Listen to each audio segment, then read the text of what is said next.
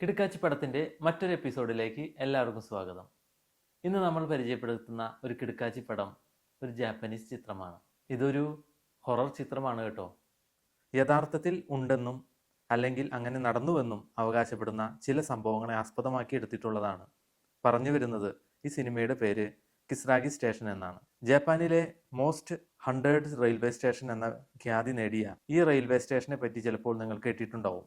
പക്ഷേ രസകരം എന്തെന്നാൽ ഈ പേരിലുള്ള ഒരു റെയിൽവേ സ്റ്റേഷൻ പോലും ജപ്പാന്റെ മാപ്പിലില്ല എന്നുള്ളതാണ്.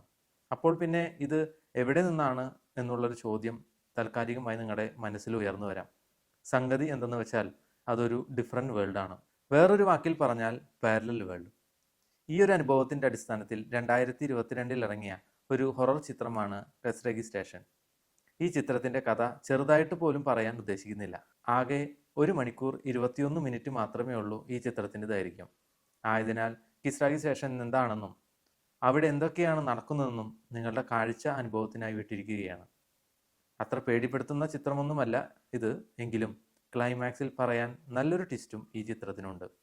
അതുപോലെ തന്നെ പോസ്റ്റ് ക്രെഡിറ്റ് സീനിലും മറ്റൊരു ട്വിസ്റ്റ് കൂടി കാണാം. കാണുക, കണ്ടതിന് ശേഷം ഞങ്ങളെയും അറിയിക്കുക. മറ്റൊരു കിടുക്കാച്ചി പടവുമായി ഉടൻ വരുന്നതായിരിക്കും. ബായ്.